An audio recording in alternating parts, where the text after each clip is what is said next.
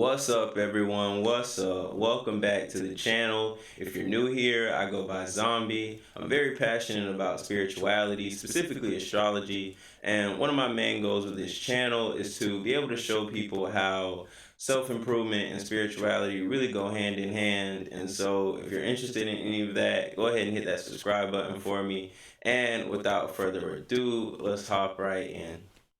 And so I'm going to leave a link down below in the description. And if you click that, it'll take you to a site where you can enter your own information and it'll create your birth chart for you. However, in this series, I've just been running through the placements that you would find within your birth chart. And so in this video, I'm going to be talking about your Pluto sign.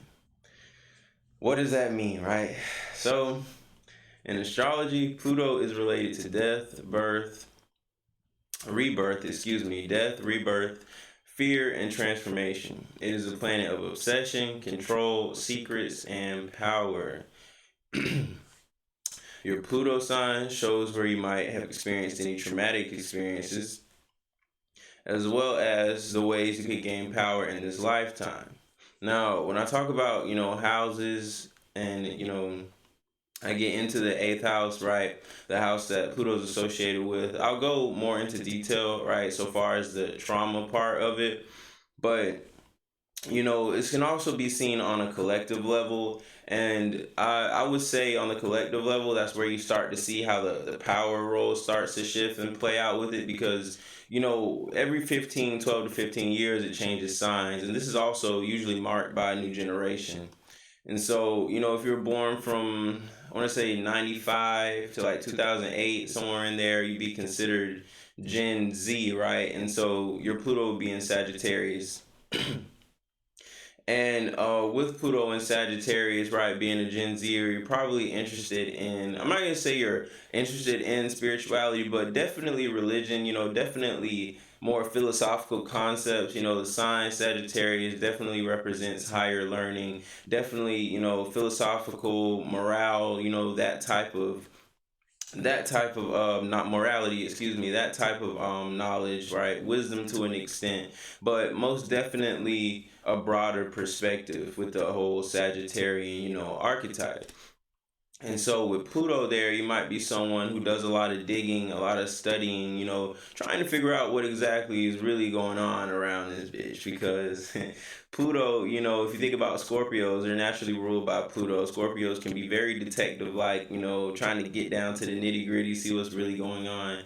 And when you couple that with the energy of Sagittarius, which again is definitely related to belief systems, things of that nature, higher knowledge, you get a generation of people who are really kind of obsessed with, like I said, finding out what's really going on. So, for a long time, there might have been a long-standing belief system taking up that the collective, right, the culture kind of follows. But with Gen Z, you start seeing more people going their own way. You start seeing, especially with this whole Age of Aquarius thing, right, that arguably I say kind of started around the year 2000, right, when the internet really struck for real. But definitely, a shadow period, I guess you could call it, the onset of the Age of Aquarius, right, the Age of Enlightenment.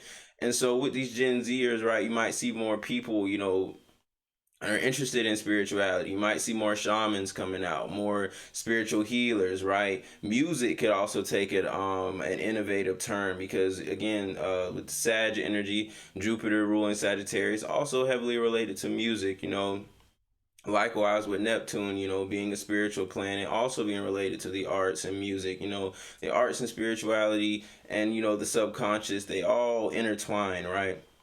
They're all interconnected. And so, moving right along to the correlations, like I said, with your Pluto sign, you have trauma, control, transformation, power. Again, Pluto and Sagittarius generation can definitely find that, transformation, find that, knowledge of self through higher knowledge, through learning more about yourself, understanding yourself more, understanding the world more, questioning, everything, right? Like, older people, right, from the previous generation, they might be like, damn, these younger kids kind of like, they kind of smart, they kind of hip. And again, this is because of Pluto in Sagittarius. Moving right along. Functionality wise, again, domain wise, Pluto rules the sign of Scorpio. Its detriment, is Taurus. Pluto's weaker in Taurus. It's because Taurus can be a little bit more secure minded, a little bit more, grounded, versus Scorpio, which can definitely be more volatile, more all over the place.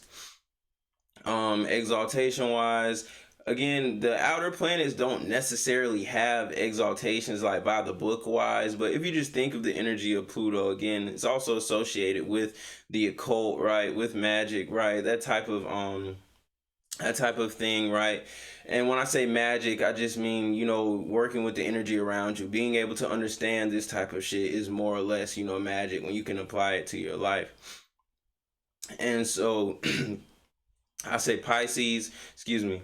I say Pisces for me. Pisces, I would also say Pisces, Sag, same with the fall. I would say Virgo, Gemini, definitely the more intellectual, but on and less, intuitive type of archetypal energies. But I say Pisces again because Pisces is definitely more associated with spirituality. I'm not gonna say more than Sag, but definitely more so. And it's also a definitely more so associated with spirituality again, and the occult and secrets and things like that, things that are familiar to Pluto's domain. Also, it being a water sign, Scorpio is a water sign, and so I feel like Pluto and Pisces, Pluto would have a easier time expressing itself in Pisces.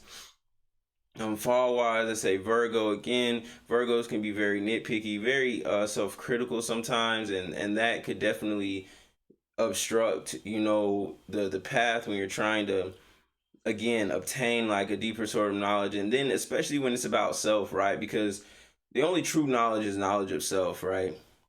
Of course, there's these other things that and other functions out in the world, but the most powerful, the realest knowledge is the knowledge of who you are, right? And if you can walk with that, you're unfuckwittable. Like you're untouchable, right?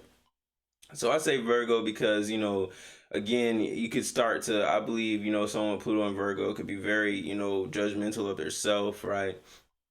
And also, right, any new information they do come across, right? He's just very judgmental. And again, there's nothing wrong with being skeptical, right? There's nothing wrong with skepticism. It's just the fact that it can get in the way of being open-minded at times. But that was basically my rundown of your Pluto sign. Again, the outer planets, Uranus, Neptune, Pluto, definitely more. The energy is definitely more seen on a collective level, like I said, with Gen Z and Pluto and Sagittarius. However, it does, of course, it plays a role in your personal life as well. But I feel like when I get to the houses, that I'll be able to clarify that a little bit more, on a personal level, especially with the trauma side of Pluto, because shadow work is a very real thing. If you're familiar with spiritual concepts at all or self-improvement at all, probably come across the concept of shadow work, and that's basically just sitting down and being honest about your flaws, and more or less integrating that into your personality in a healthy way. And your eighth house, right, the house that's associated with Pluto and the sign Scorpio, doing a lot of research into your eighth house placements and how that kind of manifests within your life is more or less shadow work, honestly, in my opinion. But definitely builds definitely builds a clearer mental image of that sort of thing. And so again, that was your Pluto sign. Leave a comment, like, subscribe if you found this informational, maybe even entertaining in the slightest bit. But that is all for this video, and until next time, I'm out. Peace.